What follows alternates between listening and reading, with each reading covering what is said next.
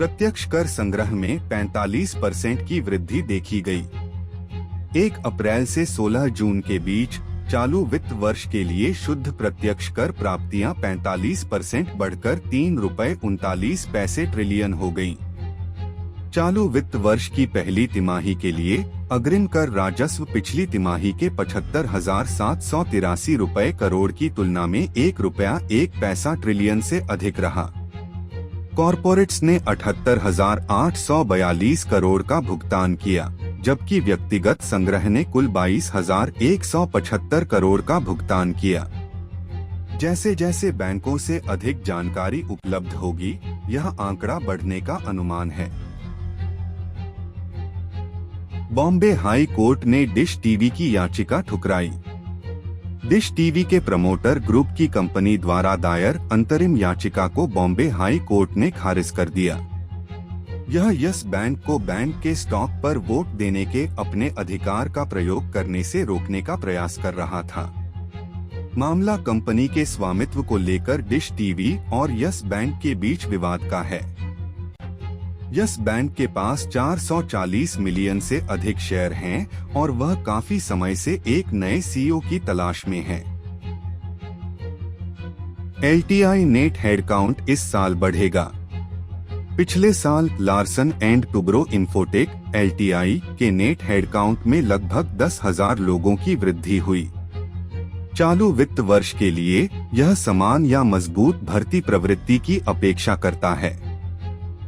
Larsen and Toubro ने पिछले महीने सार्वजनिक रूप से कारोबार करने वाली अपनी 2 आईटी सेवा कंपनियों एलटीआई और माइंडट्री के विलय की घोषणा की। एलटीआई ने वित्त वर्ष 22 में कुल 46,648 कर्मचारियों की संख्या के साथ समाप्त किया, जो पिछले 2 वर्षों की तुलना में अधिक है। सिप्ला अचिरा लैब्स में 21% हिस्सेदारी हासिल करेगी। सिप्ला लिमिटेड ने घोषणा की है कि वह अचिरा लैब्स प्राइवेट लिमिटेड में ₹25 करोड़ में 21.05% हिस्सेदारी खरीदेगी। भारत में Achira labs point of care POC medical test kit के विकास और मार्केटिंग में माहिर है। अचिरा लैब्स ने इस कारण से कंपनी के साथ एक निश्चित समझौता किया है। यह निवेश सिप्ला इकाई को रणनीतिक तरीके से पीओसी डायग्नोस्टिक्स और एएमआर क्षेत्र में प्रवेश करने में सक्षम बनाएगा। PTC India Greenstat impact. PTC India limited ने शुक्रवार को कहा कि उसने Greenstat hydrogen India private limited के साथ एक समझौता किया है। इसका लक्ष्य भारतीय बिजली उद्योग के प्रतिभागियों के लिए हरित हाइड्रोजन समाधान के विकास पर सहयोग करना है। हरित हाइड्रोजन समाधान के लिए व्यवहार्यता अध्ययन और या परियोजना प्रबंधन सेवाएं विकास के क्षेत्रों में से हैं। पीटीसी और जीएचआईपीएल दोनों उत्कृष्टता केंद्र स्थापित करने की क्षमता की पहचान करने का प्रयास करेंगे। तेल की गिरावट 5%। शुक्रवार को तेल की कीमतें लगभग 5% गिरकर 3 सप्ताह के निचले स्तर पर आ गईं। निवेशक चिंतित थे कि ब्याज दरों में बढ़ोतरी से वैश्विक अर्थव्यवस्था बाधित हो सकती है, जिसने यूएस गैसोलीन वायदा में गिरावट में योगदान दिया। अमेरिकी डॉलर इस सप्ताह मुद्राओं की एक टोकरी के मुकाबले अपने उच्चतम स्तर पर पहुंच गया, जिससे मूल्य निर्धारण पर दबाव पड़ा। डॉलर के मजबूत होने पर अन्य मुद्राओं का उपयोग करने वाले खरीदारों के लिए तेल अधिक महंगा होता है। डीएलएफ 200 करोड़ रुपए का निवेश करेगा।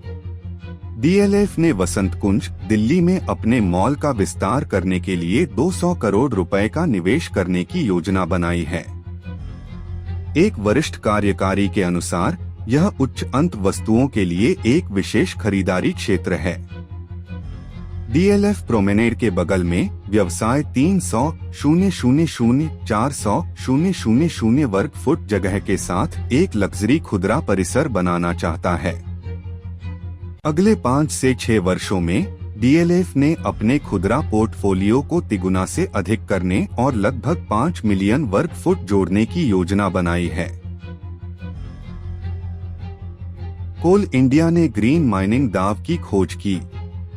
कोल इंडिया लिमिटेड ने घोषणा की कि वह किसी भी नकारात्मक पर्यावरणीय प्रभाव को कम करने के लिए हरित खनन विकल्पों की जांच कर रही है। यह भूमिगत और खुले खनन दोनों में पर्यावरण के अनुकूल विभिन्न प्रकार की प्रौद्योगिकी का उपयोग करना चाहता है। यह वित्त वर्ष 30 तक भूमिगत खनन उत्पादन को तेजी से 100 मिलियन टन तक बढ़ाने की संभावना देख रहा है। देश के 70% से अधिक कोयला भंडार में भूमिगत खनन संभव है। सरकार को गेल बायबैक से 497 करोड़ मिले। गेल की पुनर्खरीद से सरकार को 497 करोड़ रुपए मिले, जबकि बायआउट ने अन्य शेयरधारकों को 586 करोड़ रुपए कमाए।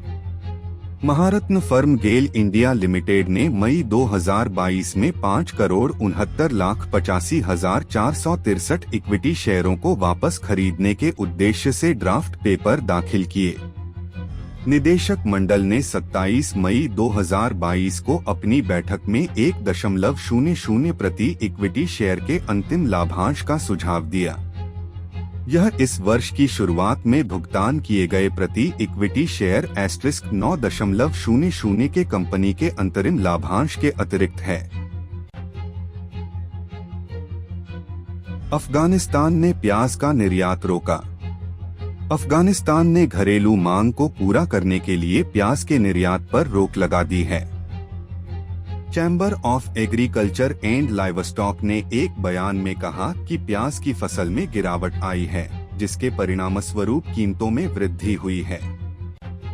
प्याज का निर्यात अफगानिस्तान में 7 किलो के मौजूदा भाव के कारण रुका हुआ है, जो कि 200 अफ्स है।